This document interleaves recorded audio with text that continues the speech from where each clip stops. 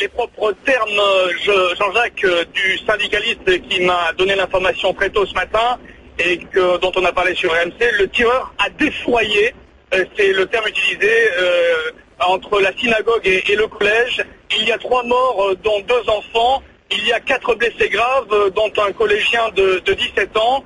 Et effectivement, autour de ce périmètre, eh bien, selon un parent d'élève, on aurait vu, on est très prudent évidemment, on met des conditionnels, surtout vous l'avez précisé dans le contexte actuel de psychose qui existe entre Montauban et Toulouse, on aurait vu, je dis bien donc au conditionnel, un homme en noir, un homme sur un scooter, il aurait pris la fuite sur ce scooter de couleur sombre. Alors évidemment, tout cela nous rappelle l'histoire, vous avez bien fait de le préciser, tout cela nous rappelle l'histoire de la semaine dernière à Toulouse et de jeudi dernier, évidemment à Montauban, l'histoire des 3 militaires qui ont été abattus par cet homme vêtu de noir, qui portait un casque noir et qui avait pris la fuite évidemment sur un scooter noir. Voilà donc les informations que je possède pour l'instant. Évidemment, il y a un périmètre de sécurité autour de ce collège et évidemment, vous l'imaginez forcément, beaucoup d'émotions ici à Toulouse après ce nouveau drame, donc cette fusillade ce matin à l'ouverture de ce collège, de cette synagogue.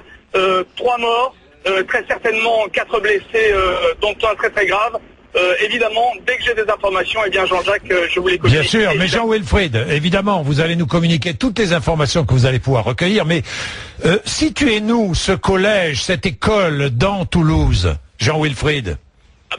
Joliment, c'est un quartier qui est, entre guillemets, sur les hauteurs. Un quartier qui domine la ville de Toulouse, qui domine le Capitole, qui a une vue, en quelque sorte, un petit peu sur toute la ville. C'est un quartier plutôt calme de Toulouse. Un quartier qui a plutôt, entre guillemets, bonne réputation. Il n'y a pas de souci dans ce secteur-là. Mais depuis quelque temps, eh bien, les syndicats de police étaient un petit peu inquiets parce qu'ils sentaient un climat qui se dégradait un petit peu dans mais pour l'instant, donc pas plus de précision. En tout cas, ce qui est important, c'est que donc fusillade a fait 3 morts et 4 blessés graves ce matin. Et pour l'instant, pas plus de précision. J'imagine qu'il y aura évidemment un point de presse en fin de matinée, que le procureur de la République qui est sur place devrait s'exprimer. Et on verra s'il y a un lien effectivement entre cette affaire, cette fusillade, et il y a quelques minutes maintenant, vers 8 heures à Toulouse, et les autres affaires, celles des parades des militaires qui ont été tués à Toulouse dimanche dernier et à Montauban jeudi dernier.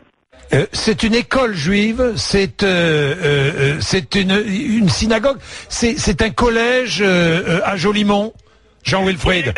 Oui, exactement, Jean-Jacques. C'est un collège. C'est en fait, ça s'est passé précisément. On n'a pas exactement le scénario exact. Vous l'imaginez, puisque ça s'est produit il y a quelques minutes, à peine. On n'a pas le scénario exact. Ça s'est produit à proximité d'un bus, manifestement. Un bus où des élèves, des étudiants, des collégiens attendaient tout simplement de prendre leur bus pour aller soit à l'école, soit au collège. Alors on ne sait pas si ces collégiens appartenaient directement à cette école de confession israélite ou si ces étudiants, ces collégiens se rendaient ailleurs.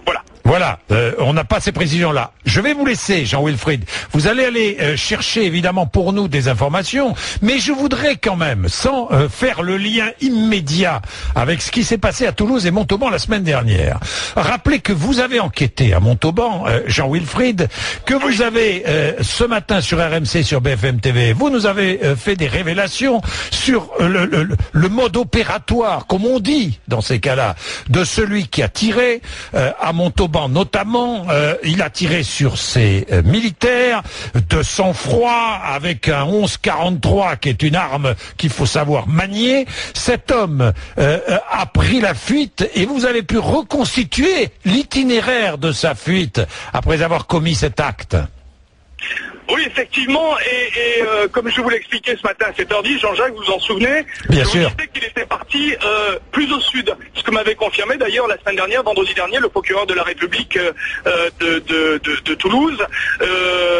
Donc il est parti plus au sud, il était parti par la D'abord, il avait emprunté des petites rues de Montauban, il avait longé le Tarn, qui est la rivière qui traverse la préfecture du Tarn-et-Garonne, puis il avait pris la périphérie de Montauban, on avait perdu sa trace, et puis un automobiliste, l'avait a priori identifié, il passait à vive allure sur son scooter noir, route de Corbarieuse, qui est au sud de Montauban et ce qui est en direction de Toulouse.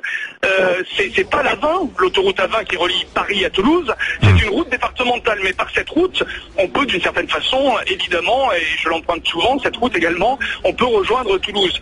Donc ça veut dire que potentiellement, celui qui avait pris la fuite dans l'affaire de Montauban pouvait ou pourrait, on va rester évidemment bien sûr, très prudent et manier les conditionnels parce que c'est très important, il pourrait se trouver dans ce périmètre, en tout cas a priori il serait dans le sud-ouest. Bien, Jean-Wilfried, je vous laisse aller chercher des informations pour nous et vous reviendrez tout à l'heure en direct avec nous évidemment. Jean-Wilfried Forquès qui est à Toulouse et je lance un appel à tous...